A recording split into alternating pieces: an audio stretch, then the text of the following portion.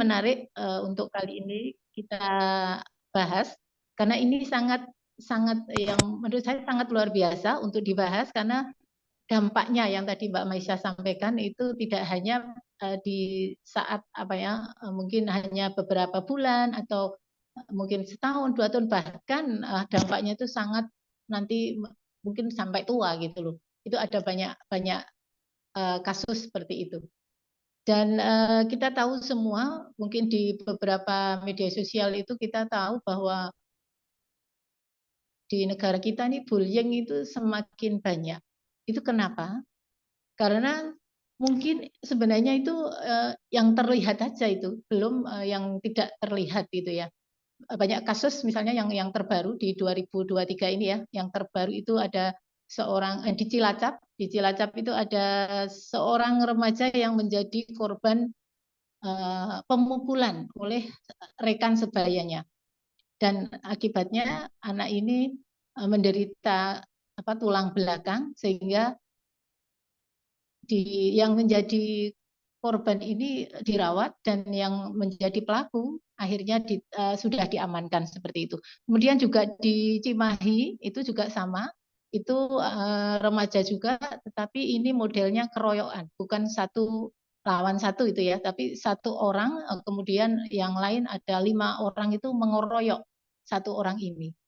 Ada lagi yang miris itu di sebuah siswi di SD di Gresik ya, yang kita tahu itu SD itu kan usia yang masih sangat kecil.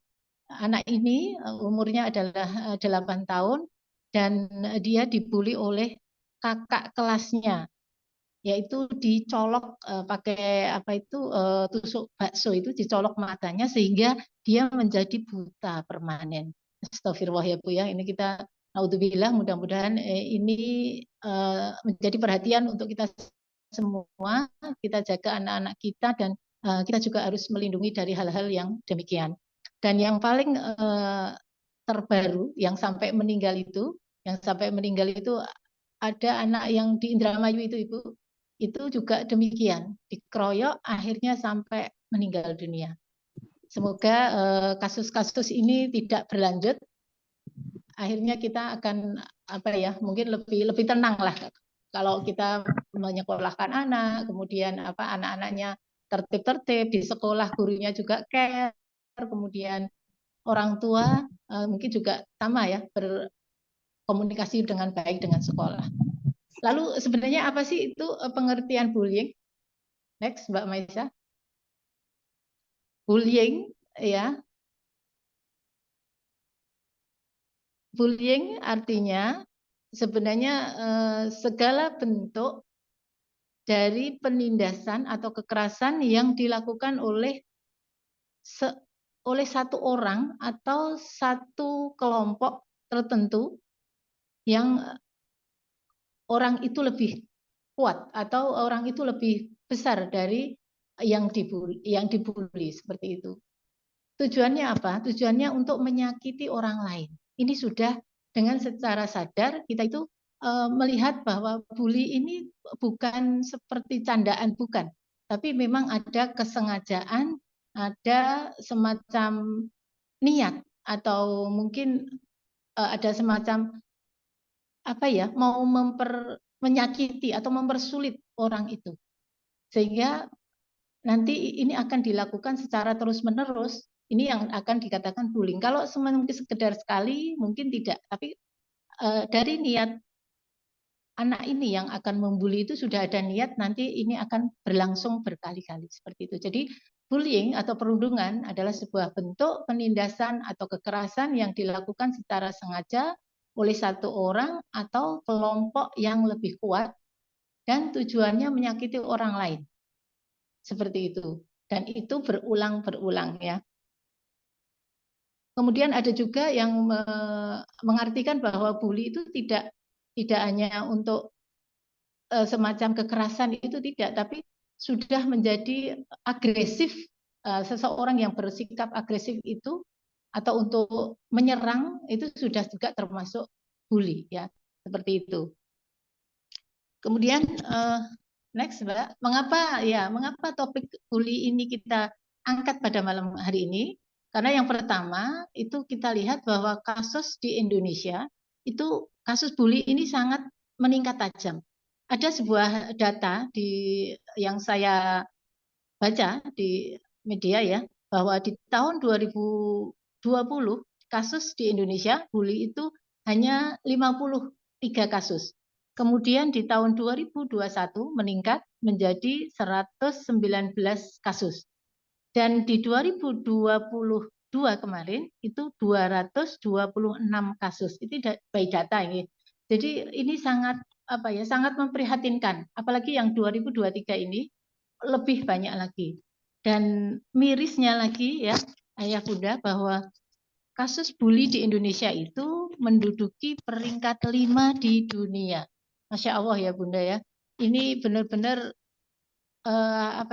kita yang notabene orang Indonesia yang punya budaya yang dikenal ramah tamah, punya sopan santun, kemudian mungkin ini ya yang paling penting adalah bahwa orang Indonesia ini adalah hampir 90% sekarang ya, ini adalah orang Muslim, di mana sebenarnya kasus seperti ini kalau kita tahu bahwa orang Muslim itu sebenarnya punya akhlak yang baik seperti itu. Tapi kenapa ini di Indonesia malah menjadi peringkat nomor 5 di dunia, tidak hanya di Asia tapi di dunia. Kemudian bullying secara fisik itu menduduki berapa persen, paling tinggi itu 50,5%. Jadi ini yang paling keras ya. Jadi tidak sekedar yang yang mungkin hanya memukul atau yang menendang, bahkan yang sampai anak ini meninggal. Itu jumlahnya itu sekitar 5,5%. Kemudian secara verbal itu 29,3%. Dan yang secara psikologis atau secara mungkin mental begitu ya, itu hanya 15,2%. Ini benar-benar data-data yang kita tahu ini sangat sangat sangat miris bagi kita. Mungkin kita sebagai orang tua yang non sewu yang mungkin masih punya anak-anak sekolah baik dari TK, SD, SMP maupun SMA, ini sangat kita harusnya sebagai orang tua ini sangat berhati-hati dalam melindungi anak kita, dalam menyekolahkan, mungkin untuk memilih lingkungan yang baik, itu kita harus sangat hati-hati. Kemudian apa dampaknya yang bagi kita ya? Itu dampaknya ada dua. Yang pertama dampak yang bagi korbannya itu berhubungan dengan masalah kesehatan mental, yaitu seperti gangguan kecemasan, depresi, trauma, bahkan stres yang berkepanjangan. Dan bagi korban ini tidak sekedar sementara,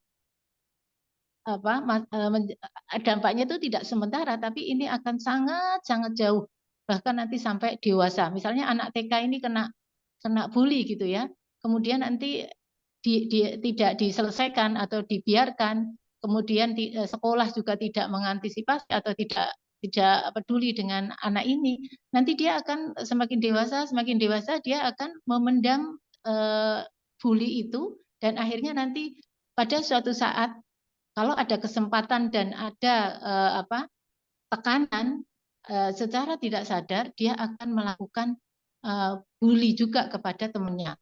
Dia akan merasakan semacam balas dendam. Dia akan membuli temannya juga. Itu yang sudah disurvei oleh beberapa tim ahli itu mengatakan demikian, bahwa dampak bully bagi korban itu sangat jangka panjang ya, tidak sekedar saat ini, tapi nanti ke depan mungkin sampai tua pun kalau itu tidak diselesaikan atau tidak dirilis, itu akan berdampak yang luar biasa bagi kesehatan jiwanya, terutama tadi yang mentalnya.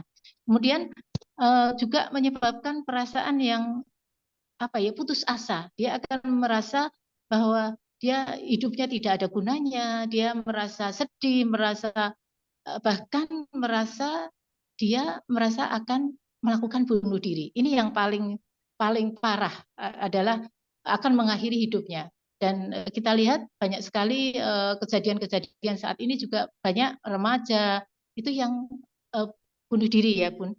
Jadi banyak sekali yang kita nggak tahu, tiba-tiba mungkin dia melakukan bunuh diri, dan ternyata setelah kita cek di dalam ada surat gitu di dalam apa bukunya itu, ternyata dia pernah, atau dia sakit hati, dia pernah diperlakukan tidak baik, atau istilahnya dibully tadi sama temannya, tapi orang tua kemudian sekolah itu tidak mengetahui, dan dia memendam sendiri. Akhirnya dia mungkin tidak kuat atau putus asa tadi, sehingga dia menjadi bunuh diri. Itu pilihan-pilihan yang seperti itu yang harusnya kita tahu bahwa sebenarnya ini masalah bully itu tidak masalah sepele gitu, tapi bahkan bisa merenggut jiwa seseorang seperti itu, nggih. Kemudian ini untuk ke respon ini saat ini kenapa kita harus membicarakan topik bully ini, karena ternyata menurut survei juga saat ini bahwa respon orang tua dan guru itu belum sama. Jadi kalau menurut survei itu bahwa kalau terjadi bully, biasanya misalnya di sekolah ini terjadi bully, itu orang tua tidak tahu. Bahkan anak itu yang sudah kena bully, tapi anak ini tidak mau bercerita kepada orang tua, sehingga dibiarkan saja seperti itu. Bahkan orang tuanya dengan anak tidak ada komunikasi, mungkin alasannya ya mungkin sibuk, sehingga anak mungkin tidak segera melapor kepada orang tuanya karena orang tua sibuk, mungkin bekerja, mungkin ayah ibunya juga mungkin orang yang bekerja juga, sehingga setelah anak itu dibully dia akan diam saja, tidak menceritakan tidak menceritakan kepada orang tuanya, dan dia takut kalau bercerita kepada gurunya karena mungkin diancam dari si pembuli tadi. Dan kadang-kadang maaf, mungkin orang tua juga misalnya sudah tahu, atau sudah tahu kalau anaknya itu dibully, itu kadang-kadang takut atau malu untuk menyampaikan kepada pihak sekolah. Malah dibiarkan didiamkan dulu lah, mungkin disimpan karena dia malu. Kemudian orang tua juga kadang-kadang bersikap cuek atau masa bodoh, dia tidak memperhatikan terhadap keluhan anak. Misalnya anak sudah mulai mungkin, mah tadi aku di sekolah diginiin sama temenku, tapi mamanya mungkin akan bilang, lah kayak gitu aja, itu udah biasa dek, udah nggak apa-apa. Nah padahal dia baru bercerita mungkin sedikit, itu belum kebuka semua, tapi orang tua kadang-kadang merasa itu hal biasa. Nah, itu. Kemudian guru di sekolah juga demikian. Guru menganggap mungkin hal-hal seperti itu tuh hal biasa. Kadang-kadang hanya anak-anak saling mengejek misalnya. Antara satu dengan yang lain mungkin saling mengejek. Oh, itu dia di sekolah udah biasa seperti itu. Sehingga anak-anak juga yang mau melapor ini jadi mungkin takut sama gurunya karena dianggap mungkin saat ini dianggap baper kayak gitu ya. Kayak gitu aja lebay, kayak gitu aja dilaporkan bu guru, padahal itu biasa gitu, dia anak-anak saling mengejek biasa. Tetapi kalau kita tahu bahwa anak-anak itu diam, seharusnya gurunya itu mungkin harusnya mengkomunikasikan apa betul, misalnya apa betul tadi terjadi mungkin di kelas terjadi saling ejek, mungkin saling pukul atau gimana, itu sebenarnya gurunya harusnya merespon dengan baik. Tapi faktanya kadang-kadang guru itu mungkin terlambat merespon, juga kadang-kadang guru itu terkesan biar mungkin enggak usah diangkat lah kasus ini. Mungkin antar anak-anak itu biasa, apalagi saya mungkin anak-anak yang anak TK itu biasanya kalau hal-hal kayak gitu, alah wong jenenge anak-anak kayak gitu ya. Jenenge anak-anak tuh nanti mungkin saat ini bertengkar, tapi besok nanti udah rangkulan lagi. Misal itu anak TK itu seperti itu. Tapi menurut survei di sini itu seharusnya gurunya itu paham bahwa ini tidak sekedar anak-anak berantem, tapi mungkin ada sesuatu hal. Karena ada kasus ini saya juga baru membaca, ada kasus di anak TK pun itu terjadi pembulian. Misalnya seperti ini Bun ya, aku enggak mau main sama kamu. Yuk kita kita berlima enggak usah sama itu yuk. Nah, kayak gitu. Itu sudah merupakan sebuah ancaman atau sudah kategori bully itu Bu, seperti itu. Nah, mungkin gurunya hal seperti itu mungkin langsung mungkin langsung alah ini biasa anak-anak saling bergerombol atau saling pilih teman kayak gitu. Jadi hal seperti ini akan menimbulkan sebuah kasus nantinya kalau dibiarkan, karena kalau diulang lagi nanti lama-lama anak itu akan menjadi anak yang tertekan. Banyak kasus yang seperti itu dibiarkan, akhirnya anak-anak itu tidak mau sekolah, misalnya mah aku tidak mau sekolah, kenapa?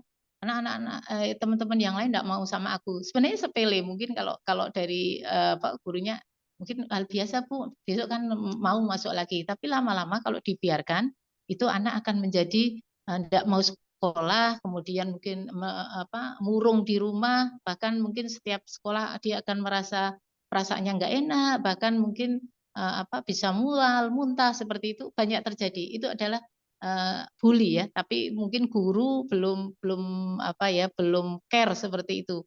Nah, seharusnya bagaimana antara orang tua dan guru itu seharusnya melakukan kolaborasi untuk bersama-sama menyatakan bahwa di sekolah itu tidak ada hal seperti itu gitu, atau stop bullying ya. Kemudian melakukan komunikasi terbuka dengan orang tua dan anak. Bahkan anak itu harusnya diberi ruang untuk menyampaikan masalahnya seperti itu, baik untuk ke gurunya maupun ke orang tuanya. Mungkin kalau di rumah ya orang tuanya harusnya menanyakan tadi di sekolah bagaimana, kemudian kalau ada terjadi sesuatu segera disampaikan ke sekolah. Kemudian sekolah juga harus mengedukasi tentang apa itu bully, kemudian bagaimana tindakan-tindakan kita. Hal-hal seperti ini harusnya sekolah sudah mulai dari awal itu sudah mungkin tahun ajaran baru ya, mungkin tahun ajaran baru itu sudah mulai mengundang orang tua untuk membicarakan kesepakatan-kesepakatan tentang keadaan di sekolah, misalnya tentang bully ini. Ya. Kemudian juga bersepakat antara sekolah dan orang tua bersepakat untuk mencegah secara bersama-sama. Itu. Kemudian bully, next Mbak Maisa. Ya, bully ini di dalam agama Islam itu sebenarnya ada. Sebentar ya, bahwa dasarnya di dalam agama Islam itu yang pertama itu kita melihat bahwa pada zaman dahulu kita tahu cerita Nabi Yusuf alaihissalam ya, bahwa dulu Nabi Yusuf juga itu termasuk dibully sama saudara-saudara tirinya. Kita tahu bahwa Nabi Yusuf itu dibawa ke sebuah sumur, kemudian dimasukin di sumurnya, kemudian ya diumpetin ya Bu seperti itu, kemudian dijual ke negara Mesir ya. Itu juga termasuk bully. Saat itu saat zaman Nabi Yusuf pun sudah ada seperti itu ya, hal-hal seperti itu. Kemudian di cerita yang lain di Nabi Nuh juga demikian.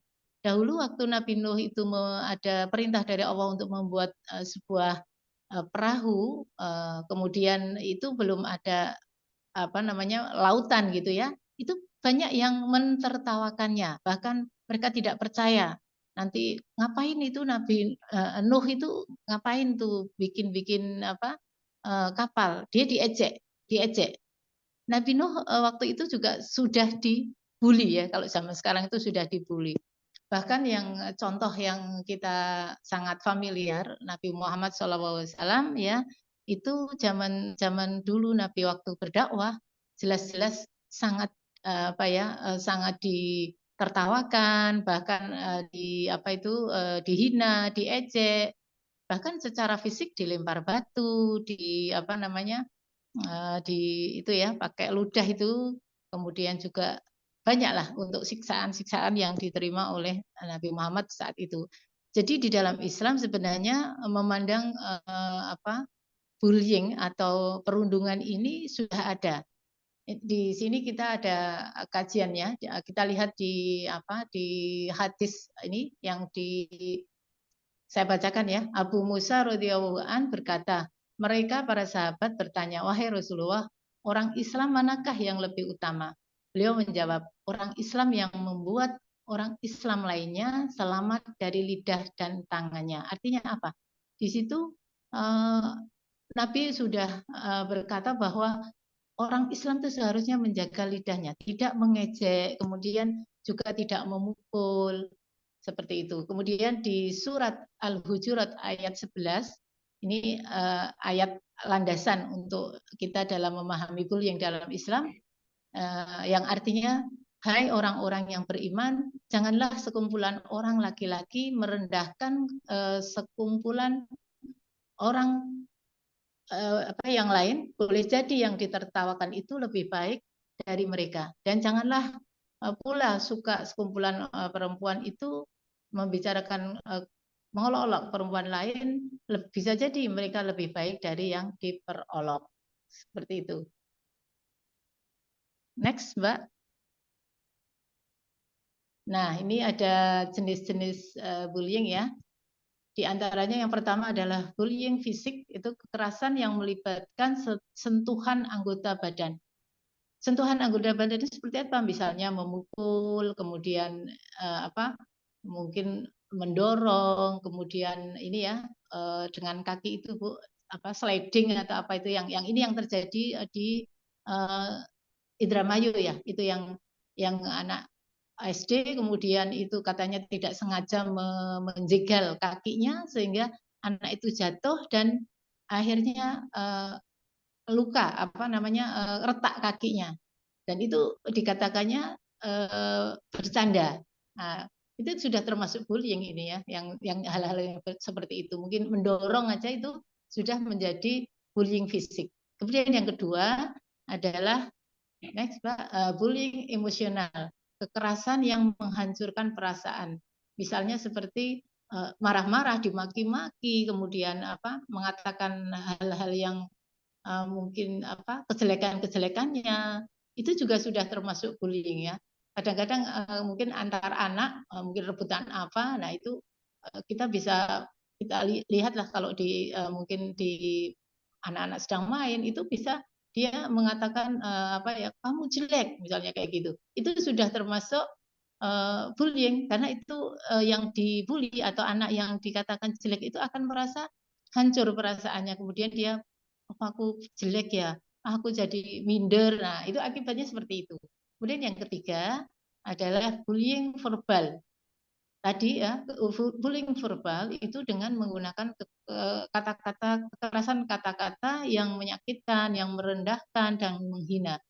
Itu juga termasuk bullying. Jadi kita hati-hati ya. Kadang-kadang anak-anak itu suka mencontoh atau dia mungkin nonton TikTok atau apa ya, mungkin YouTube atau video, bahkan di televisi ya, kalau yang masih suka nonton mungkin kayak sinetron anak-anak itu bisa mencontoh hal-hal seperti itu, misalnya dengan kata-kata merendahkan ya, misalnya kayak monyet lah kayak gitu, itu sudah menjadi bullying secara verbal. Kemudian yang keempat yaitu bullying cyber. Apalagi yang seperti ini ya, anak-anak SD, SMP ini sekarang sudah mulai mereka tuh sudah bermain media sosial.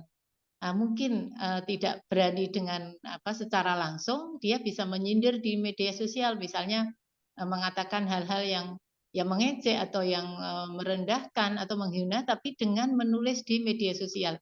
Kita sudah banyak tahu lah seperti itu ya. Mungkin niatnya nyindir itu sudah ada niat, itu sudah menjatuhkan mental seseorang di media sosial. Kemudian yang kelima, sudah ya. Okay. Jadi ada beberapa penyebab tindakan bullying ya. Yang pertama itu adalah karakter yang buruk. Mereka anak-anak ini anak-anak yang biasanya yang dominan, kemudian egois, temperamental, dia tidak punya rasa hormat.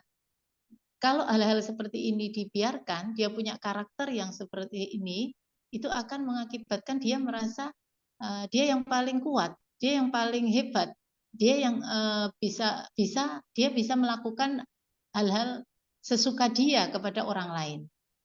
Nah, ini yang memang karakter-karakter ini itu mungkin bisa didapat dari keluarga atau dari lingkungan, dari temannya, seperti itu. Yang kedua, ini tadi ya. Kemudian ada yang kedua ini yang paling mempengaruhi banget ya. Itu pola asuh yang buruk. Itu seperti kekerasan, suka bertengkar, saling membentak. Karena kalau di sebuah lingkungan keluarga itu ada mungkin bapak ibunya itu memperlakukan anaknya dengan keras atau asal terjadi kesalahan, mungkin anak dipukul, ditendang, mungkin bahkan ini ada ya Bu ya kemarin di mana juga meninggal juga ini seorang ayah yang nun sewu membanting anaknya, laki-laki, anaknya masih kecil juga, masih SD itu, karena anaknya ini tergolong ABK itu sampai meninggal, dan dibantingnya itu di apa, jalanan dekat rumahnya seperti itu, di gang dekat rumahnya. Naudzubillah ya Bu, itu ternyata setelah ayahnya ditangkap, ditanyain interogasi sama polisi, itu mengatakan bahwa anaknya itu nakal, anaknya itu berkebutuhan khusus, sehingga mungkin cara komunikasinya itu tidak lancar, sehingga bapaknya ini saking marahnya, mungkin dibilangin tidak manut atau gimana, dia emosi sampai dikejar-kejar sampai akhirnya dibanting. Alhamdulillah akhirnya meninggal dunia. Itu kan dari pola asuh orang tuanya ya. Ini yang meninggal. Kemudian mungkin maaf untuk di keluarga mungkin yang ini bapak ibu atau ayah bunda yang sering bertengkar, itu juga akan menjadi apa ya, contoh bagi anaknya, sehingga mungkin dia juga akan berlaku seperti itu kepada temannya, membentak, kemudian sering apa, berantem begitu ya. Kemudian anak-anak itu mungkin melihat, sehingga itu juga akan dilakukan di lingkungan atau di sekolah atau dimanapun, yang saat dia berteman, kemudian mungkin kalau ada sedikit kesalahan dia akan akan membentak, akan melakukan kekerasan. Itu memang pola asuh di sini mungkin memang banyak ini ya, pengaruhnya hampir 80% itu nanti akan berakibat kepada karakter anak. Kemudian yang ketiga, ya, pernah mengalami perundungan sebelumnya, sehingga dia akan merasa trauma, balas dendam, dan meniru. Nah, ini yang ada seorang anak yang membuli temannya, itu ditanyain, kamu kok bisa melakukan hal ini kepada temanmu, kenapa? Karena dia meniru di TikTok seperti itu.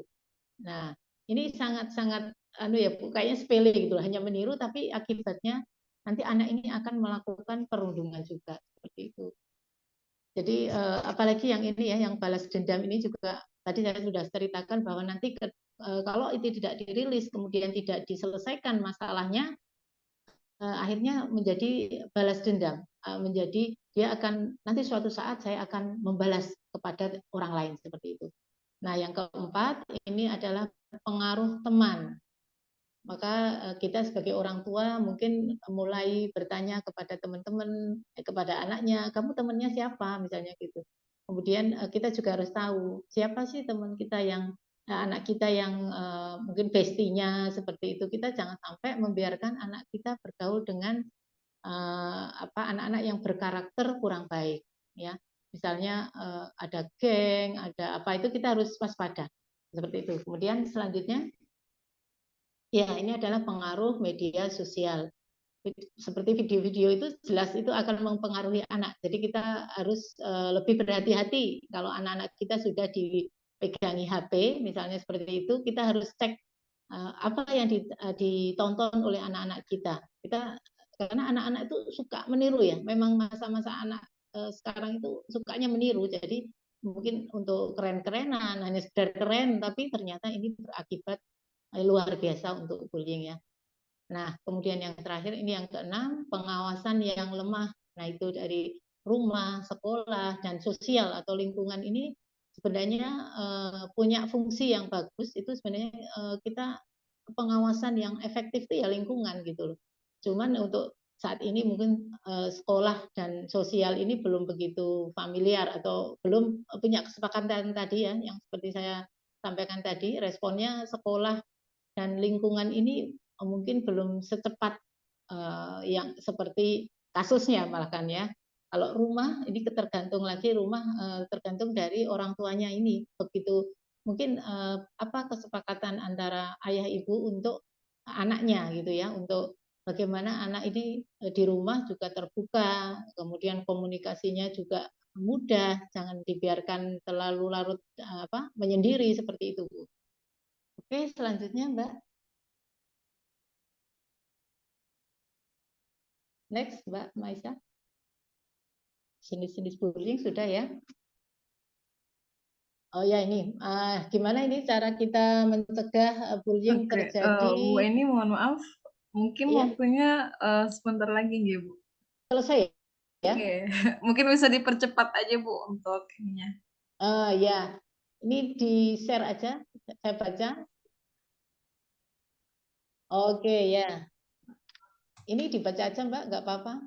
Atau nanti ini sebenarnya ini bisa dijadikan apa namanya diskusi atau tanya jawab aja Mbak ini ya. Karena ini kalau bicara bullying memang kita tuh panjang banget sehingga waktunya ini melayu-melayu. Tadi udah telat setengah jam ya, jadi waktunya ini mepet. Nanti konsep Stevennya belum belum bisa di share ya. Ini ayah bunda mungkin bisa di screenshot juga boleh ya. Ini pencegahan bullying agar anak tidak menjadi korban bullying itu yang pertama anak harus tahu dan berani melapor kepada sekolah ya atau lingkungan terdekat mungkin orang tua seperti itu mau terbuka. Kemudian yang kedua dukungan orang tua yang nyata, yang cepat dan responsif seperti itu. Kemudian yang ketiga hindari teman yang kasar dan berperilaku buruk. Kemudian selanjutnya orang tua dan guru harus lebih peka terhadap perilaku atau perubahan perilaku anak. Kadang-kadang anak itu apa ya, kok jadi pendiam, kenapa gitu. Mungkin segera aja orang tua menanyakan kepada anaknya. Guru juga harus lebih respon terhadap perubahan perilaku anak. Kemudian selanjutnya pengawasan di sekolah harus ditingkatkan. Nah, kemudian anak bagaimana biar anak tidak jadi pelaku itu yang pertama pendidikan karakter dan budi pekerti yang baik. Kemudian pola asuh dan komunikasi yang baik dalam keluarga, selektif terhadap teman, jauhi mereka yang tidak baik. Kemudian jelaskan sanksi yang berat terhadap pelaku dan perkuat kampanye anti bullying di sekolah. Dan terakhir dari saya Mbak Maisa bahwa ini kunci ya, bahwa dalam Islam itu kita diajarkan untuk berakhlak mulia, akhlakul karimah. Jadi kuncinya pada pendidikan karakter Islami seperti itu. Jadi intinya di situ.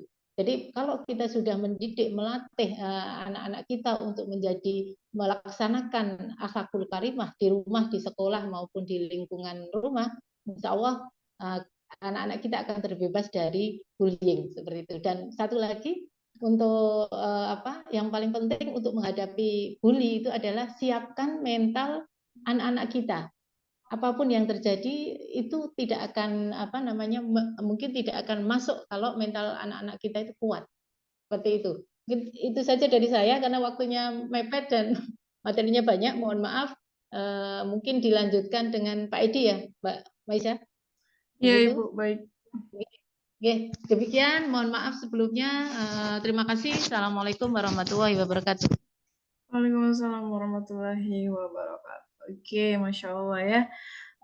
Tadi sangat luar biasa materi yang disampaikan oleh Bu Eni, coach kita. Mungkin dari teman-teman bisa menyampaikan pertanyaan di kolom chat. Dan ini juga alhamdulillah udah masuk pertanyaan ya Bu Eni.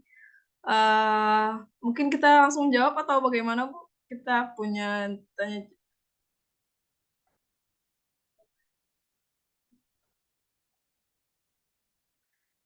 Sebentar Bu, ini mikrofonnya dibuka dulu Bu, mohon maaf. Ya, dijawabnya nanti aja sama Pak Edi sekalian karena Pak Edi akan menyampaikan konsep Stephen bullying dalam Oke, konsep baik-baik. Stephen biar biar nanti match ini ya solusinya. Iya, siap. Oke, Mungkin dari begitu dulu. teman-teman bisa yang Boleh ingin ditulis bertanya dulu. dikumpulkan dulu begitu. Dan insya Allah kalau misalnya waktunya tidak Saya cukup, catat. kami akan jawab dan kami akan share seperti kayak Q&A seperti itu. Nanti insya Allah kami kirimkan ke grup ya, grup besar. Nah, mungkin dari penjelasan dari Bu Eni, mungkin bisa satu kata ya, satu kata tentang bullying yang udah dipaparkan oleh Bu Eni tadi. Apa nih teman-teman? Kira-kira satu kata atau dua kata aja lah buat ini. Kita aktifkan dulu kolom chatnya, mungkin bisa teman-teman. Bagaimana dengan pemaparan Bu Eni sebelum kita ke materi yang akan dipaparkan oleh coach kita, Pak Edi Darmoyo. Ada? Atau semakin penasaran lagi tentang bullying atau baru tahu gitu ya, atau misalnya, "Kok bisa sebegitunya oh stop bullying?" Gitu ya, kata Bu Nevi. Betul sekali ya, Bu, ya. Ketika kita sudah mengetahui, insya Allah kita akan berani untuk mengatakan stop bullying, seperti itu. Dan nih ya, bullying now, spreading love, yes, oke, Masya Allah. Stop bullying, pokoknya stop stop stop ya, ketika kita sudah tahu dan harapannya ketika, yang ikut seminar ini sudah tahu, maka tugas kita adalah untuk mengingatkan mana yang tadi yang sudah disampaikan oleh Bu ini yang boleh kita ucapkan gitu kan, yang tidak boleh kita ucapkan. Terkadang, ada kata-kata yang ketika kita marah gitu ya, semua, hewan di kebun binatang kita sebutin semua gitu ya, Bu, ini ya. Mungkin juga bisa, di sini kita belajar begitu. Kita di sini belajar menahan gitu ya, menahan ucapan karena bullying dari verbal pun ternyata dampaknya sangat luar biasa gitu. Nah, mungkin itu, kita lanjut aja materinya biar tambah greget lagi. Nah, bagaimana sih kiat mengatasinya gitu ya, dan apalagi kita akan belajar insya Allah kiat mengatasi dengan konsep Stephen gitu. Tadi sudah kita perkenalkan Stephen itu bagaimana dan ini kita akan, memaparkan bagaimana cara mengatasinya. Mungkin silakan dari Pak Edi, monggo Pak. Oke, terima kasih Mbak Maisa. Assalamualaikum warahmatullahi wabarakatuh. Waalaikumsalam warahmatullahi wabarakatuh. Baik, saya hari ini akan sharing lanjut ya, biar lebih cepat. Saya akan langsung share screen, Mbak Maisa. Share screen tentang bullying. Siapa?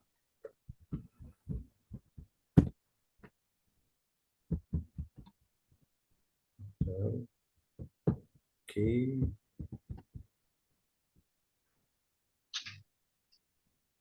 Sudah kelihatan, Mbak? Sudah Pak. Sudah ya. Terus coba.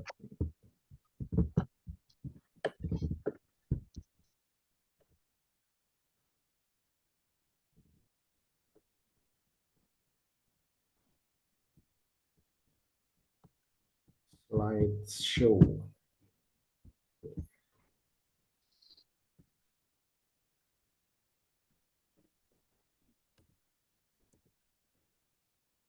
Ya, saya hari ini akan melakukan ini sharing tentang bagaimana mengatasi bullying yang terjadi pada anak dengan konsep Stephen. Oke ya, ini yang sudah mengenal saya, mudah-mudahan bisa semakin mengenal, yang belum mengenal bisa semakin kenal.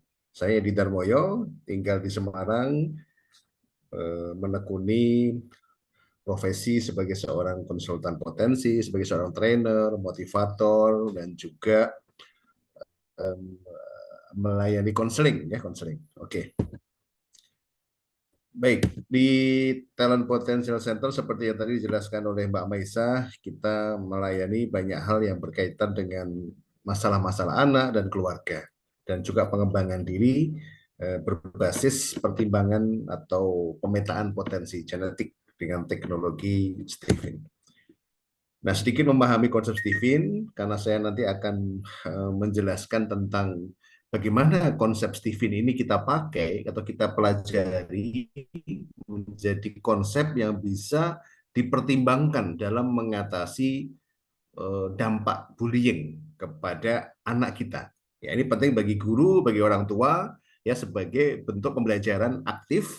Dan kita butuh konsep-konsep yang bisa memperkaya kita dalam menangani sebuah masalah. Maka di malam hari ini Stephen hadir sebagai salah satu konsep yang mudah-mudahan bisa dipertimbangkan untuk dipelajari, karena berdasarkan pengalaman kami ini memang sangat membantu sekali dalam mengatasi problem trauma, dampak kejadian kekerasan, bullying dan sebagainya.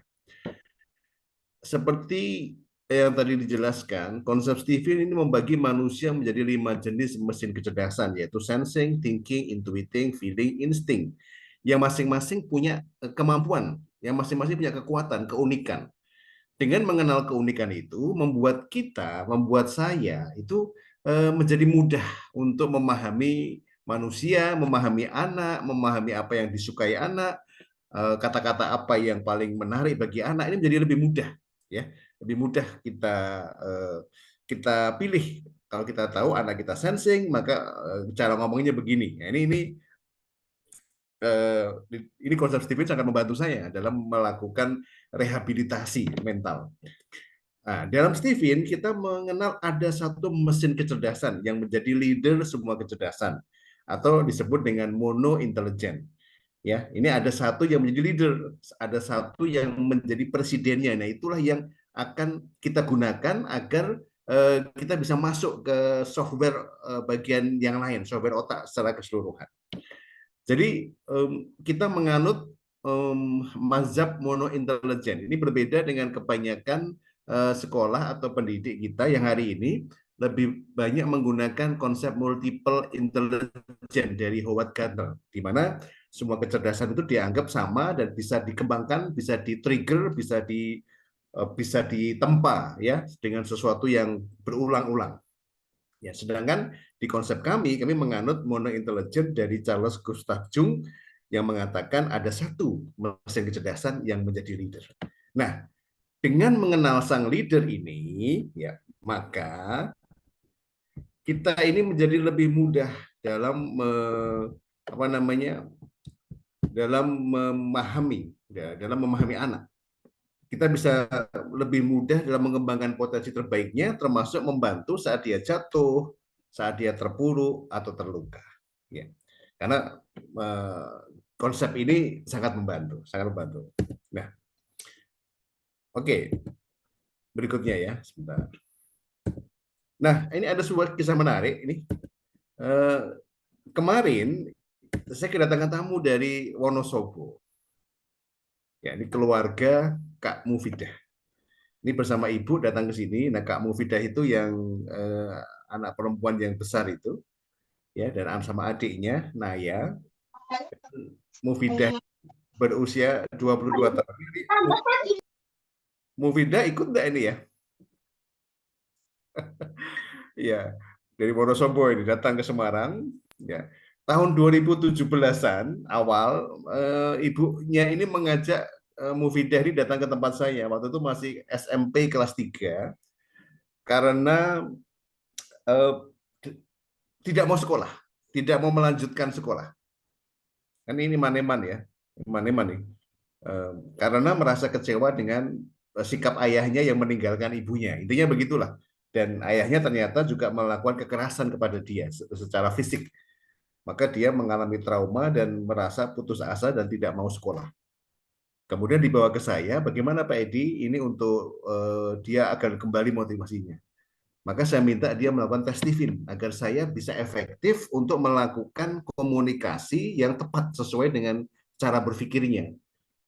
Hasilnya ternyata intuiting extrovert, otak kanan atas yang dominan. Sehingga anak ini perlu dimotivasi dengan kata-kata yang berkualitas, dengan kalimat-kalimat motivasional yang menggambarkan tentang sesuatu yang besar di masa depan. Ya, maka saya berikan motivasi yang sesuai dengan cara berpikir dia. Alhamdulillah begitu pulang saya dapat kabar dia mau menyelesaikan, mau masuk lagi, dan ternyata rankingnya bagus, nilainya bagus, masuk ke SMA bahkan nilainya semakin bagus, dan sekarang dia kuliah di Unsud, ya, jurusan Fakultas Hukum semester 6. Alhamdulillah, ini sebuah kasus bullying yang dialami seseorang dan dia sempat down, bahkan tidak mau melanjutkan sekolah, tapi kemudian alhamdulillah bisa bangkit kembali karena kita bisa memasukkan program untuk dia itu sadar bahwa yang aku kejar itu masa depan, dan kita bisa memasukkan sebuah program sesuai dengan kecerdasannya, sesuai dengan leader. Nah, intuiting itu butuh imajinasi, butuh sudut pandang ke masa depan, ya, dia butuh kata-kata yang menginspirasi, maka dia akan bergerak. Nah ini contoh saja, alhamdulillah. Dan kemarin dia datang, ya sempat curhat juga, ya, dan nampaknya memang perlu ada follow up untuk merilis, ya, atau menterapi trauma-trauma masa lalu yang masih ada. Karena kemarin ketika saya tanya problemnya apa, dia masih bercerita bahwa hambatannya itu adalah kekecewaan terhadap ayahnya. Ya, jadi masih menangis. Jadi masih belum selesai sebenarnya, tapi dia bertahan, kemudian bangkit, kemudian bisa meraih prestasi, bahkan bisa membuktikan dia itu bisa terus belajar mengejar cita-cita. Ini luar biasa. Ini nih sesuatu yang alhamdulillah pengalaman yang saya alami. Oke. Maka teman sekalian, bagaimana proses pemulihan korban bullying? Saya ingin cepat ya, cepat aja nih, bahwa ini Anda lihat ada anak dalam kondisi normal, ketika dia dibullying maka ada gejala yang nampak dan akan ada dampak. Ya, apakah dampaknya itu membuat dia sampai down atau tidak? Maka itu ada titik ya, ada titik A dan B. Titik A itu berarti ketika ada gejala langsung dipulihkan, langsung ada recovery, diangkat, itu ada tanda panah biru. Sedangkan yang B itu berarti dia gejala dibiarkan sampai akhirnya berdampak dan down. Contoh Kak Mufida tadi, dia sudah masuk ke down karena nggak mau sekolah lagi. Kehilangan motivasi untuk sekolah untuk apa? Gitu. Dia kecewa. Kecewaan yang berat membuat dia kehilangan motivasi untuk belajar. Nah ini, ya. Jadi itu garis hitam adalah bullying line, garis yang menjelaskan proses terjadinya perundungan. Sedangkan yang biru adalah treatment line, garis yang menjelaskan proses penanganan dan aktivitas pemulihan yang kemudian dilakukan atau direkomendasikan. Nah, jika sudah sampai ke B, sampai dampaknya itu down, anak kemudian berhenti, ini memang butuh recovery yang lebih lama dan butuh terapi yang lebih lama. Nah, lingkaran merah itu adalah titik di mana ada validasi dan empati bahwa kita sudah merespon dengan cepat bahwa ini benar-benar kena bullying, ditanya, diajak ngobrol, siapa pelakunya, kamu diapain, ya, kemudian mereka mau terbuka, maka ini akan memudahkan orang melakukan rehabilitasi, ya, sehingga dia bisa ditarik lagi ke kondisi normal. Nah, tetapi jika sudah mulai down, ya ini kalau sudah mulai down maka perlu ada rehabilitasi yang lebih serius, ya lebih serius. Nah ini yang perlu kita pahami. Sedangkan di proses apa namanya pemulihan ya atau apa namanya recovery dan ability itu adalah pemulihan mental dan kemampuan untuk mengatasi situasi sosial. Jadi bagaimana prosesnya itu agar anak yang sedang down itu diberi masukan-masukan agar lebih percaya diri dan yakin dengan kemampuannya, kemudian dilatih untuk bagaimana mengatasinya, ya ketakutannya dijawab, ketakutannya kemudian dikasih solusi, bentuknya seperti ini, agar dia berani menghadapi. Itu yang prinsip dari proses pemulihan ini, pemulihan dari dampak bullying ini. Oke ya. Nah, kemudian teman sekalian, apa yang akan kita bahas? Nah, Stephen itu sangat membantu kami di dalam memahami ya tipe kecerdasan, cara berpikir, cara merespon, cara bersikap, sehingga kita itu langsung bisa membuat program kalimat, kata-kata yang bisa membuat mereka itu terbuka, on kembali. Ya, jadi misalnya sensing itu dia itu butuh bukti nyata. Ya, maka kita harus tunjukkan bukti-bukti bahwa kamu nggak seperti yang dia omongkan. Nah, ini bisa mengcounter bullying.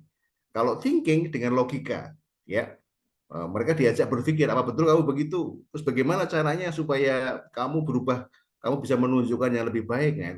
Sedangkan intuiting melalui imajinasi, melalui kreativitas seni, nah itu bisa mengcounter bullying. Sedangkan feeling melalui apresiasi terhadap emosi, ya kemudian hubungan sosial yang perlu dihadirkan untuk mensupport dia.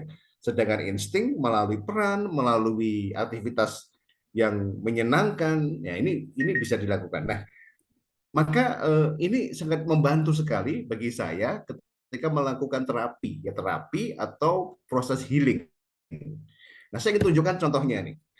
Bagaimana penanganan bullying ala Stephen. Oke, misalnya kita ambil dari mesin kecerdasan sensing. Ada kasus anak sensing dibully karena penampilan atau cara berpakaian yang buruk. Oke, ada orang komen gitu. Maka pendekatan Stephen adalah pahamkan tentang arti penting penampilan. Jadi anak ini perlu dijelaskan bahwa penampilan yang bagus itu harus seperti ini, ya. Bahwa orang mengomentari kamu itu karena bisa jadi penampilan kamu kurang pas. Maka yuk ajarkan dia, penampilan itu penting. Kemudian ajarkan dia keterampilan komunikasi untuk menangkal komentar negatif. Anak sensing itu perlu menjaga penampilan memang dia, ya, secara genetik. Dan kemudian perlu diajari sesuatu yang latihan praktis berulang-ulang. Jadi kalau ada orang ngomong begini, kamu harus ngomong begini. Kalau ada orang ngomong, kamu penampilannya kok kayak gitu, emang kenapa? Aku kan udah keren gitu kan. Aku kan meniru Raffi Ahmad gitu. Aku meniru artis. Diajari cara untuk mengcounter. Mungkin sambil bernada gurau, bergurau gitu.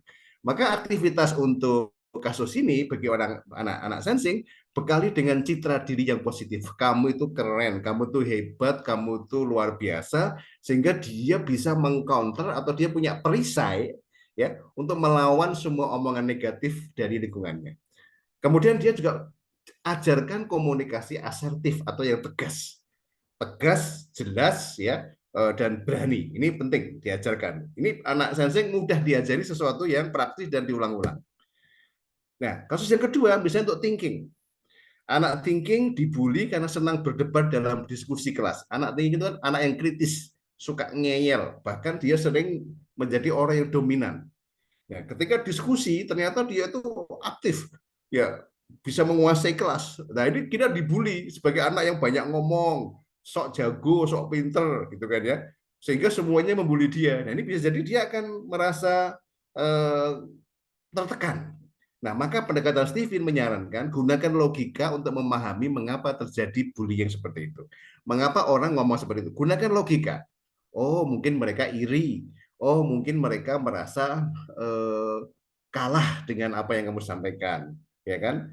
Berarti sebenarnya kamu hebat, gitu kan? Ya, mungkin bagaimana caranya? Mungkin apakah kamu terlalu sombong, kamu terlalu kasar, kamu terlalu keras? Maka ajarkan dia sebuah cara untuk mengatasi, ajarkan strategi untuk mengatasinya. Misal dia dilatih membuat kalimat untuk merendahkan hati, rendah hati, humble. Mohon maaf teman-teman ya, bukannya saya tidak setuju, tetapi mungkin ada yang lebih baik. Nah, diajari kalimat begitu, kalimat yang merangkul pendapat orang lain. Karena mungkin biasanya anak thinking itu merasa dirinya paling benar. Ya, bahkan dia bisa menemukan kesalahan pendapat orang lain dan langsung dikonter langsung tanpa teding aling-aling. Itu anak thinking itu begitu. Sehingga membuat orang banyak tersinggung.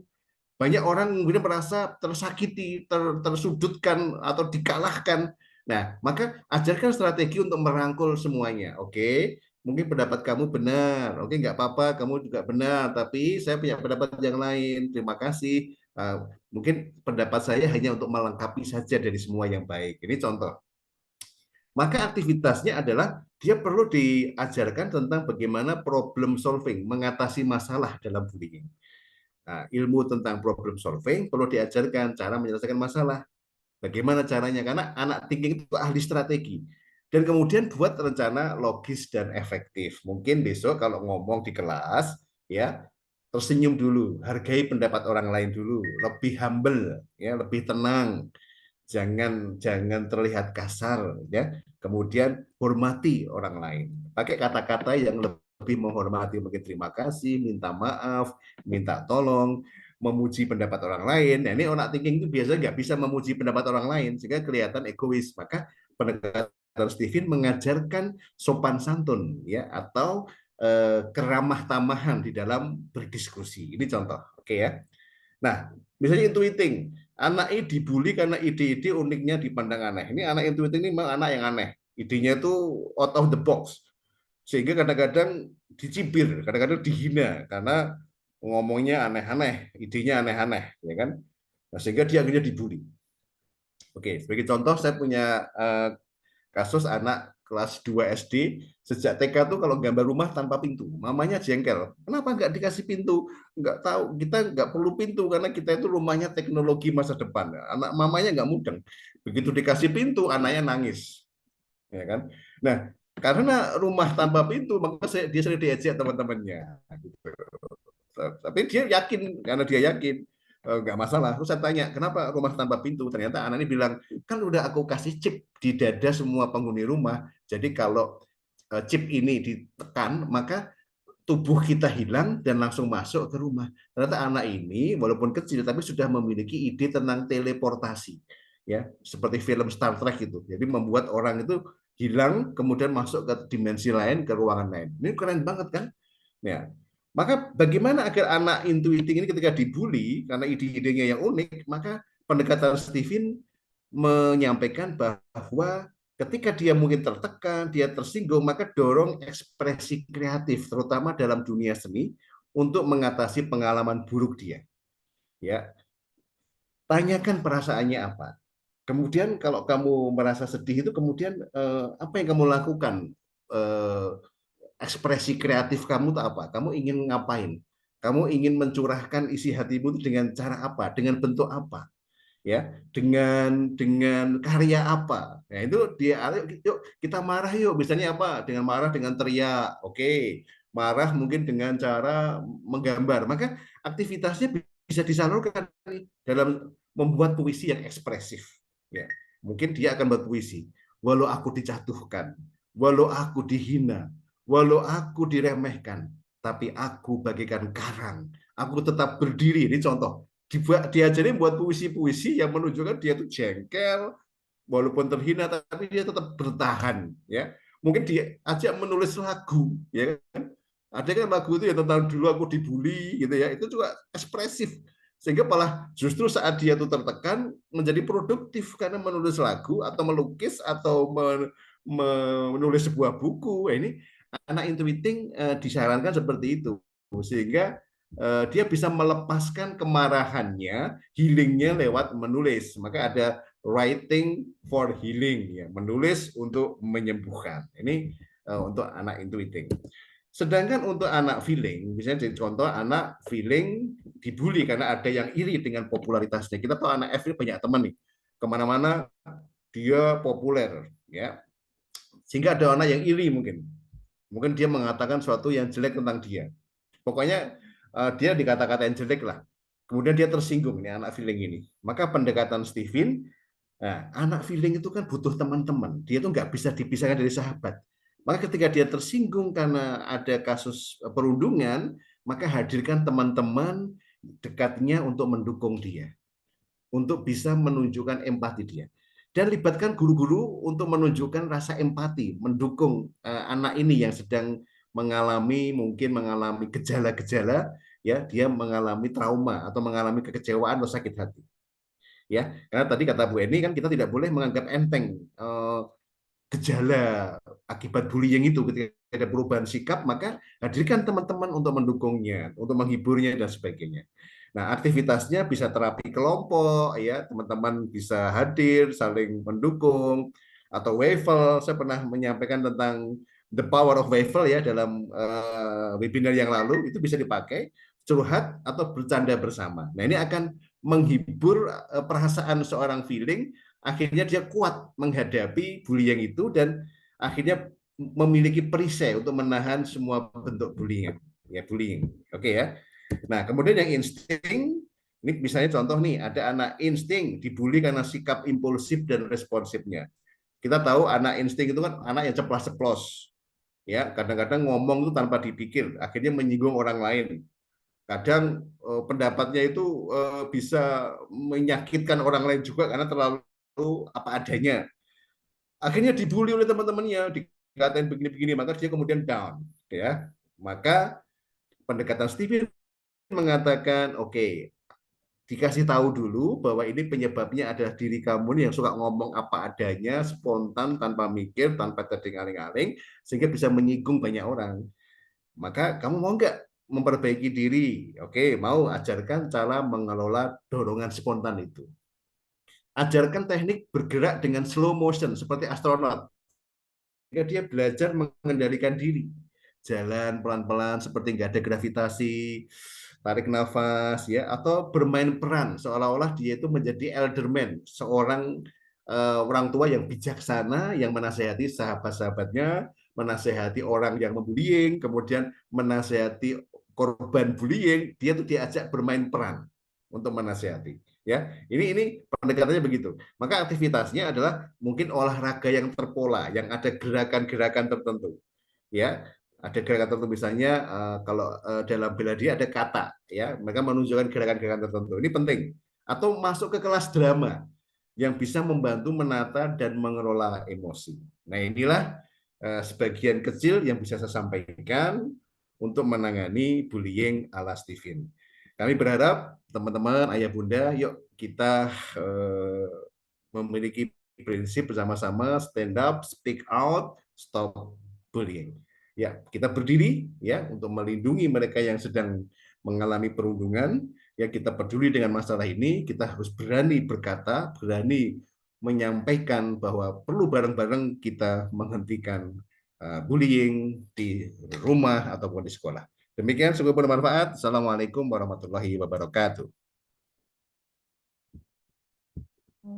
Waalaikumsalam warahmatullahi wabarakatuh. Terima kasih atas pemaparan Pak Edi dan Masya Allah sangat luar biasa ternyata dari bullying gitu ya bisa diatasi dari konsep Stephen. Dan mungkin bisa langsung aja ke pertanyaan atau bagaimana Pak Edi? Dan mungkin Ya, teman-teman bisa ya monggo. menyiapkan pertanyaan dan alhamdulillah juga sudah mulai banyak yang bertanya gitu ya tentang bullying ini. Dan mungkin saya bacakan dulu pertanyaannya Pak Edi. Ya.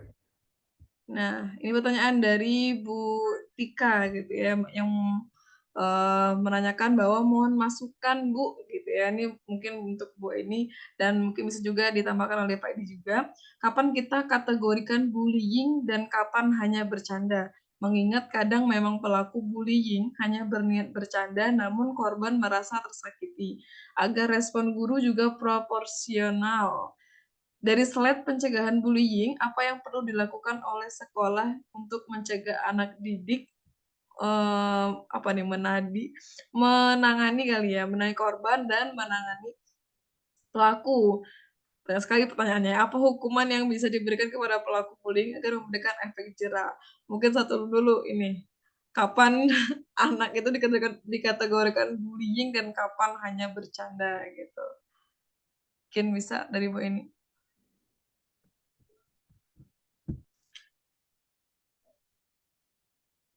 Bu Tika ya.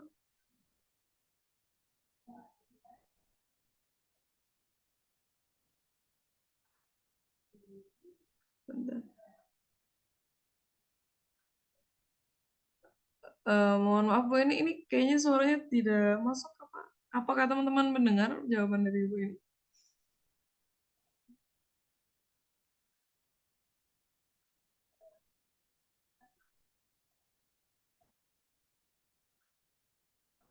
Kalau dari saya belum Bu, atau bagaimana teman-teman?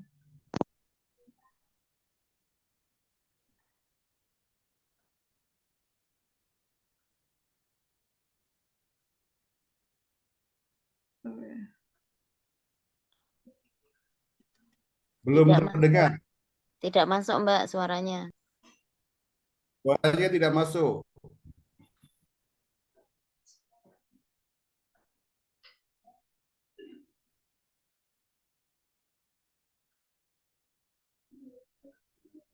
Belum masuk.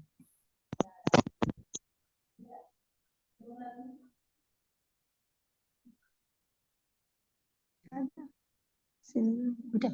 Sini aja. Oh, sudah. Di sini aja maksudnya Bu ini dimatikan. Bu ini terus. Coba ditanya. Bisa.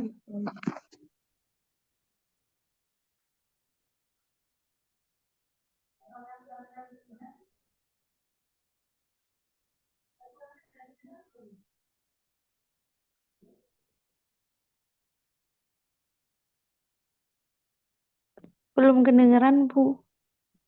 Suaranya nggak kedengeran, Miss. Sebentar, ini mungkin lewat Kalau ini pakai ini saya. coba. Enggak pakai ini. Langsung. Oh ya udah. Kalau ini Oke, coba ini denger enggak? Dengar, Dengar? Bu. Oh, dengar ya udah Dengar, pakai dengar. ini ya. Ada dua HP ini. Maaf ya karena pakai HP. Nggih, saya ulangi dari Miss Tika tadi ya. Pertanyaannya adalah antara bully dan bercanda itu kategorinya seperti apa, gitu nggih. Jadi antara bully dan bercanda itu jelas kita memahami bahwa itu merupakan dua hal yang berbeda, gitu. Meskipun kadang-kadang kan kita tercampur lah kadang-kadang pas kalau kita tahu bahwa kalau pas terjadi bully kemudian ditanya tadi ada contoh kasus, mesti dia jawabnya cuma bercanda, nah kayak gitu. Atau kadang-kadang hanya itu kan biasa. Padahal kalau kita tahu bahwa bully dan bercanda itu sangat sangat jauh berbeda, gitu. Apa itu kategori bully? Yang pertama adalah ada niat negatif seperti tadi yang saya sampaikan di awal. Bully itu adalah ada tujuannya adalah menyakiti seseorang, gitu ya. Jadi tujuannya negatif, niatnya negatif. Kemudian yang kedua, bully itu juga dari secara frekuensi dan durasinya jelas berbeda dengan bercanda. Kalau bully itu dilakukan secara berulang-ulang, bahkan durasinya bisa lebih lama, agak panjang seperti itu. Yang ketiga, bully itu secara dampak emosionalnya sangat sangat terasa. Secara emosi itu misalnya dari bully itu anak itu menjadi trauma, kemudian ketakutan, menjadi terintimidasi atau menjadi terancam seperti itu. Kemudian yang keempat, jelas secara kekuasaan atau porsi tubuh misalnya secara itu ya, itu tidak seimbang. Misalnya tadi ya, kakak kelas yang membuli adik kelas. Nah, itu jelas yaitu bully.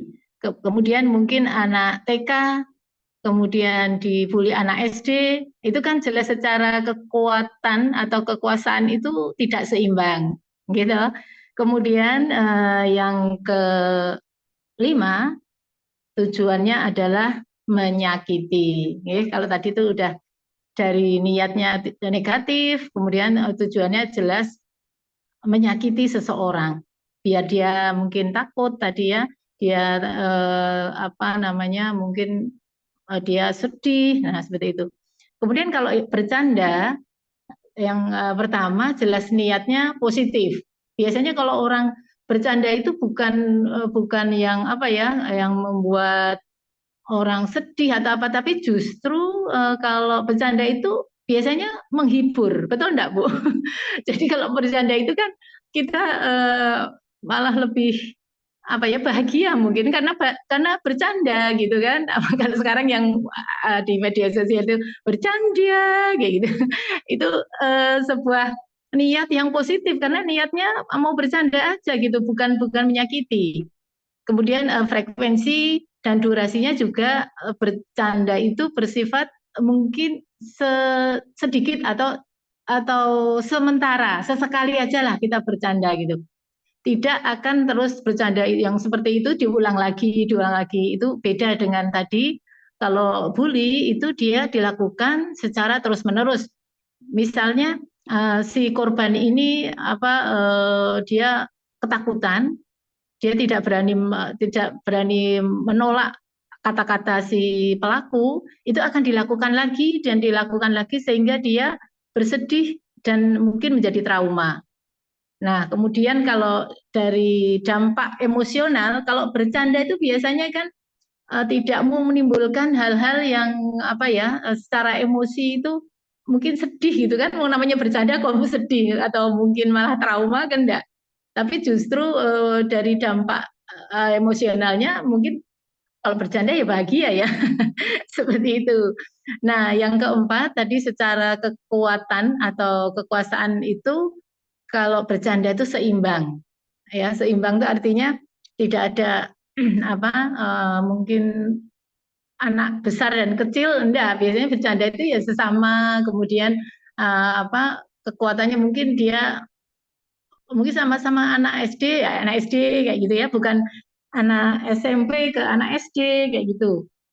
Dan yang jelas yang ketujuannya yang terakhir itu adalah menghibur, bukan apa tadi menyakiti ya. Kalau yang bully tadi kan menyakiti. Nah, kalau yang ini jelas bercanda itu yang menghibur gitu loh. Seperti itu. Itu yang kategorinya yang mistika. Kemudian pencegahannya ya, pencegahannya yang pertama itu sekolah harus melakukan edukasi seperti tadi di slide keberapa itu ya, saya juga menyampaikan bahwa sekolah itu harus memiliki sebuah program edukasi untuk pendidikan dan kesadaran yang itu dirutinkan, apa ya kayak dikampanyekan seperti itu. Kemudian yang kedua, kemudian sekolah itu juga harus memiliki kebijakan tentang stop bullying atau anti bullying. Bahkan mungkin di kelas-kelas, di pintu masuk sekolah atau di lingkungan sekolah itu ditempel-tempeli sebuah kata-kata tentang stop bullying seperti itu, biar anak-anak juga mengerti bahwa di sekolah ini adalah sekolah yang anti bullying gitu ya.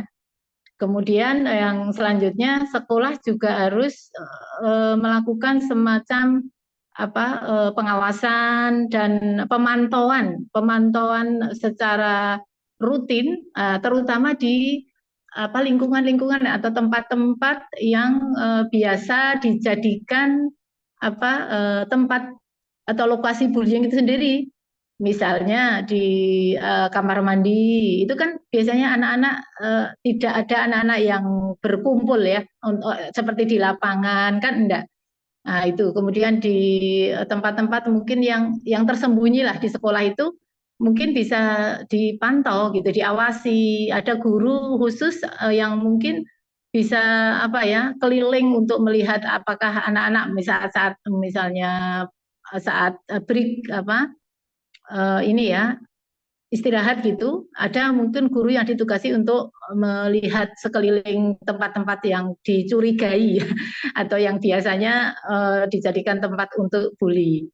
Nah, atau kalau mungkin akan canggih lagi, mungkin di tempat-tempat itu dikasih seperti semacam CCTV. Nah, itu bagus juga itu.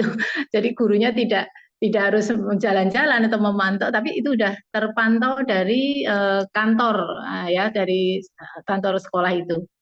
Dan yang terakhir untuk pencegahan tentunya ada partisipasi atau dukungan atau support dari orang tua itu sendiri atau wali murid gitu nggih. Jadi kalau misalnya ada sesuatu yang tadi saya sudah jelaskan juga bahwa orang tua harus segera melaporkan hal tersebut ya, bully itu ke sekolah secepat mungkin atau sigap lah istilahnya gitu. Kalau responnya lebih cepat biar bully itu tidak terjadi. Seperti itu. Itu Mbak Maisa untuk mistika. Terus apa lagi ya tadi ya? Baik, sebenarnya banyak sekali sebenarnya dari Bu Tika. Ini Bu Tika Mbak Tika ya. Oke, tadi sudah. Sudah ya Bu Tika nggih. Oke, alhamdulillah. Kemudian mungkin kita lanjut aja ke pertanyaan berikutnya. Apakah Insya Allah juga bakalan ini ya, bakalan kita share lagi jawabannya diulang gitu nggih Bu secara tertulis mungkin Insya Allah. Jadi ini Miss Prapti, jika yang melakukan bullying itu di bawah umur, bagaimana cara menanganinya jika korbannya sangat serius kondisinya di bawah umur? Agar jerah tapi ya. Begitu tadi Miss. Iya. Oh, okay. Jadi sebenarnya untuk di Indonesia ya ini hukuman untuk bullying atau pelaku bullying itu masih variatif ya. Kita tahu beberapa kasus memang sudah ada undang-undangnya, yaitu ini ya perlindungan terhadap anak ya, perlindungan terhadap anak itu undang-undangnya ya. Kemudian kalau secara mungkin korban itu sampai misalnya walaupun masih umur ini ya di bawah umur gitu atau belum anggap aja belum punya kena hukum gitu, tetapi kalau sudah sampai meninggal misalnya atau yang paling parah itu ya menghilangkan nyawa orang, jelas itu akan kena hukum karena itu tingkat keseriusan korbannya tinggi nggih. Otomatis itu kena walaupun masih di bawah umur. Cuman kita tahu ya di Undang-Undang Perlindungan Anak itu kan kalau di bawah umur mungkin cara hukumannya itu tentu tidak sama dengan orang dewasa. Mungkin bisa di awal-awal itu kayak semacam didampingi psikolog, kemudian ada konsultasi seperti itu. Tetapi tetap ada semacam hukuman. Tentunya disesuaikan dengan umurnya.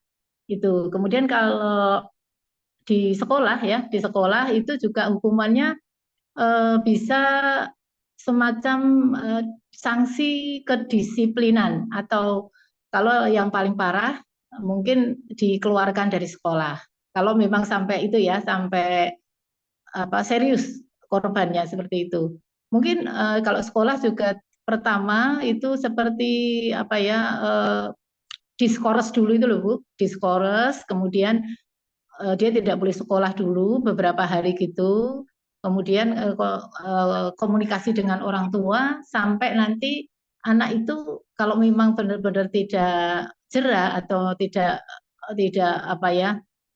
tidak kooperatif dengan korban, itu mungkin kita keluarkan ada sanksi tadi kedisiplinan di sekolah. Itu kemudian kalau di beberapa negara yang saya baca ya di ini media itu bahwa di beberapa negara itu tindakan hukum itu termasuk ini denda dan bahkan termasuk pidana, kasus pidana itu. Seperti itu. Mungkin itu Oke, baik. yang bisa Terus jawab. tadi pertanyaan ini Bu, pertanyaan dari Bu Titis langsung aja, mungkin dijawab dengan singkat gitu Bu.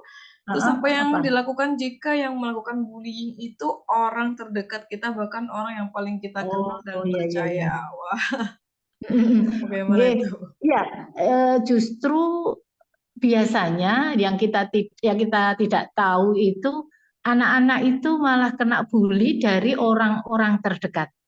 Misalnya pamannya atau mungkin kakek neneknya, bahkan mungkin omnya atau kakak kandung sendiri. Nah, bagaimana cara pencegahannya tadi ya? Apa Mbak? Jadi yang pertama itu yang pasti ya, apalagi ini di keluarga terdekat atau orang-orang tercinta seperti itu ya, kita yang pertama komunikasikan dengan pelaku. Kemudian kita kayak di situ ada rekonsiliasi. Kita cek and recheck lah. Misalnya anak ini ada kecenderungan mungkin ciri-ciri sudah kena bully gitu ya. Kemudian kita pertama tanyakan, kita harus menanyakan dulu korbannya gitu loh. Dia harus bisa terbuka, mungkin kita komunikasi tertutup dulu dengan pelaku korban, kemudian baru dikomunikasikan dengan si pelaku. Nah, kalau misalnya karena ini keluarga, memang kita harus selesaikan dengan secara kekeluargaan dulu. Nah, kalau memang nanti kok dalam keluarga itu biasanya sih mungkin damai gitu ya. Tapi kalau parah ya nggak mungkin damai gitu. Cuman kan ini tadi untuk efek jera tadi, jadi untuk awal, untuk biasanya di keluarga itu diselesaikan dengan secara keluarga dulu. Kemudian jika memang tidak menemukan solusi atau mungkin bersikap mungkin tidak kooperatif gitu, ya kita harus bisa lapor ke jalur hukum gitu loh. tetap kita memerlukan pihak lain. Dan itu biar menimbulkan efek jerah tadi, Bu. Kalau kita misalnya di keluarga sudah bisa diselesaikan, ya alhamdulillah. Maksudnya mungkin itu nanti akan ada semacam bantuan kayak konsultasi dari psikolog, baik untuk korban maupun pelaku harus didampingi biar hal itu tidak terjadi lagi. Tetapi yang paling parah kalau memang tidak bisa dilakukan secara damai di keluarga, ya harus ke jalur hukum. Seperti itu. Itu Mbak Maisa yang bisa saya Terima kasih. jawab untuk saat ini. Oke, baik Bu. Dan Ya. mungkin ini pertanyaan dari Ibu Titis juga, tapi untuk Pak Edi. Iya, monggo. Ini bertanya, Pak, tadi penanganan Stephen untuk korban, lalu untuk pelaku baiknya pendekatannya seperti apa? Monggo Pak Edi. Oke, baik. Ya, bullying ini memang unik ya. Jadi kita sekarang ini memang sedang menyadarkan orang tua dan guru untuk menyadari bahwa ini bukan hal yang biasa. Saya sekedar menambahkan, kalau bercanda sama bullying itu berbeda. Kalau bercanda itu biasanya omongan kita akan direspon dengan respon yang baik. Ya. Tapi kalau yang kita omongi malah diem atau kelihatan cemberut, itu berarti mungkin ada unsur bullying. Sebagai contoh nih, anak saya yang masih SD itu pernah ngomong sama saya nggak mau ketemu sama seorang guru namanya Pak A. Saya tanya kenapa? Dia sukanya kalau ketemu aku bilang, kok badanmu sekarang tambah gendut? Memang anak saya ini sehat dan badannya agak besar. Nah, ternyata dia nggak nyaman dengan omongan kok kamu kok tambah gendut sekarang. Padahal niat gurunya ini bercanda. Tapi respon anak saya bukan mengatakan bapak juga gendut. Nah, kalau anak saya berani ngomong begitu, berarti itu bercanda. Mental dia kuat dan omongan itu tidak menyakitkan sehingga dia bisa membalas dengan candaan juga. Tapi anak saya diem, malah tersenyum kecut. Berarti ini ada tanda-tanda atau gejala bullying, bukan bercanda. Candaan yang menyakitkan, ini masuk bullying. Oke ya. Jadi ini yang saya sekedar tambahkan. Maka saya kemudian membuat WA ke guru, tolong dong jangan body shaming, jangan kalau bertemu jangan menyentuh atau menyinggung fisiknya. Mungkin cari yang lain, kata-kata yang lain. Kamu kok tambah ganteng sekarang, kamu kok tambah putih sekarang, kamu kok tambah, cari kata-kata yang positif. Nah, ini malah akhirnya membuat hubungannya semakin baik lagi dan akhirnya suka dengan guru itu. Ini contoh saja ya. Jadi jangan dianggap sebagai bercanda. Baik, tadi saya memang belum menjelaskan ya tentang bagaimana terapi untuk pelaku bullying. Tapi singkatnya begini, kalau ada pelaku dan dia melakukan perundungan atau tindakan kekerasan, maka pertama kali yang kita lakukan adalah edukasi. Nah, mengajari atau menanamkan nilai-nilai, ya, agar dia mau berubah. Bagaimana cara berubah? Kalau orang sensing itu kan membutuhkan bukti nyata. Maka kita kalau ada anak sensing sebagai pelaku, berarti bisa jadi dia itu meniru orang lain dan dia butuh bukti nyata bahwa apa yang kamu lakukan itu berdampak buruk bagi orang lain. Tunjukkan bukti nyata. Kalau perlu fotonya, kalau perlu mungkin surat protes, kalau perlu ketemu orang tua dari anak itu yang marah misalnya gitu ya. Maka dengan bukti-bukti bahwa apa yang dia lakukan itu berdampak, membuat dia akhirnya mengetahui bahwa oh berarti apa yang aku lakukan itu buruk ya. Bahkan ada sanksinya, ditunjukkan sanksinya kamu akan mendapatkan seperti ini tidak boleh loh. Ya, ini berbahaya loh. Ini membuat orang akhirnya marah. Ya, kalau anak kecil, Dek, kamu jangan mukuli lagi. Nanti kalau kalau orang tuanya datang gimana? Kamu akan dimarahin nanti. Berani nggak? Nggak mau. Dia takut kan? Takut dengan sesuatu yang nanti akan dia lihat, yaitu mungkin ayahnya. Gitu. Sedangkan anak thinking jelaskan bahwa dengan logika yang masuk akal bahwa tindakan kamu itu bisa merugikan orang lain, diberikan contoh-contoh yang masuk akal.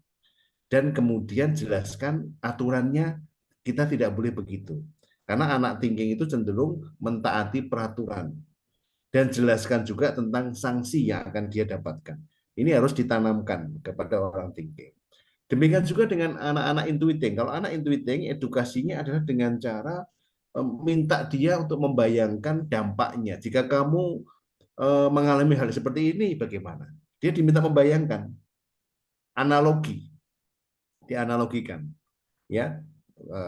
Itu pakai imajinasi, dibayangkan. Dia seperti dibayangkan hal buruk-buruk yang akan terjadi. Ya, kata-katanya bayangkan, ya. Sedangkan anak feeling diminta untuk merasakan bagaimana sakitnya, bagaimana dibangkitkan empatinya. Ya, dibangkitkan empatinya, kemudian dia disentuh betapa sedihnya orang tua kamu kalau kamu melakukan hal ini. Kamu akan dijauhi oleh teman-teman, kamu akan nggak punya teman, kamu akan akan dicap yang buruk. Maka masukkan perasaan-perasaan dia kehilangan teman, kemudian perasaan dia itu akhirnya menjadi sosok seperti penjahat, suka nggak? Nah itu emosinya disentuh. Nah kalau anak insting itu disampaikan tentang hal-hal yang sifatnya religius atau spiritual, bahwa ini melanggar ajaran Allah, melanggar ajaran Rasulullah, tidak sesuai dengan norma agama. Karena anak insting itu kan tunduk dengan hal-hal yang sifatnya spiritual. Maka sentuhan-sentuhan spiritual itu sangat efektif bagi anak insting untuk tidak mengulangi atau untuk memperbaiki sikapnya selama ini. Nah, mudah-mudahan apa yang saya sampaikan ini bisa menjawab. Memang kasus yang saya tangani banyak sekali, Mbak Maisa, sehingga tidak bisa saya jelaskan. Tapi intinya kita punya konsep. Nah, nanti silahkan nanti pihak sekolah atau orang tua yang ingin berdialog lebih dalam, ya, dengan kasus-kasus yang lebih variatif, kita akan berikan konsepnya, ya, konsepnya. Dan begitu kita sudah mengetahui jenis kecerdasan seseorang, maka kita akan lebih mudah menterapi, yang memberikan edukasi yang jelas, yang lebih mudah dan lebih akurat, insya Allah, lebih efektif, insya Allah. Demikian Mbak Maisa, semoga bermanfaat. Oke, baik, terima kasih Pak Idi, alhamdulillah, dan pertanyaan juga sudah terjawab semua. Dan bagi teman-teman kalau misalnya ingin bertanya di grup juga kami persilahkan. Insya Allah juga akan kami jawab seperti itu ya Pak Edi ya. Oke, dan alhamdulillah materi sudah terlaksana, sudah dipaparkan semua oleh coach kita, dan ini juga kayaknya udah kelewat gitu ya jamnya, dan memang tadi kata Bu Eni bahwa pembahasan bullying itu akan sangat meluas gitu ya, kalau dikulik-kulik tidak akan pernah habis. Makanya terima kasih bagi teman-teman yang sudah hadir, dan kami ucapkan selamat gitu ya, selamat dalam artian sudah mengetahui ilmunya. Nah, ketika kita sudah tahu ilmunya tentang bullying, maka harapannya ada teman-teman ilmunya bisa diterapkan di diri sendiri dan juga ke lingkungan sekitar seperti itu. Dan mungkin kita juga ini sudah penghujung acara. Intinya adalah dari bullying ini, maka kita harus benar-benar men-stop gitu ya, karena dampaknya itu sangat luar biasa. Kita tutup dulu teman-teman pada webinar pada malam hari ini dengan bacaan hamdalah bersama-sama. Alhamdulillahirabbil alamin. Doa penutup majelis. Subhanakallahumma wa bihamdika asyhadu an la ilaha illa anta astaghfiruka. Saya Maisa Holis sebagai pembawa acara, mohon maaf jika ada salah. Sekian, wassalamualaikum warahmatullahi wabarakatuh. Waalaikumsalam. Ya, bagi teman-teman silakan ngisi absen linknya kalau misalnya belum istilahnya baru berkesempatan untuk membacanya. Insya Allah akan kami share di grup nanti insya Allah ya, karena ini kami butuhkan untuk kritik dan sarannya bagi teman-teman semua. Oke, terima kasih Mama Esa semuanya, bunda-bunda, ya bunda semuanya ya. Di sini ada siapa ini? Ada Mbak Kait Fitani, Mbak Tika, Mesri, Silestari Media, Nadifa, Miss Rosma, Bu Mami, Miss Vita, Novi Happy, ada Alma Rizky, Bu Siti, Kak Husnat, Bu Titis dari Karanganyar, Nadifah ya. Sampai berjumpa lagi Miss Iin, Eviana, Larasati, Novia Elis.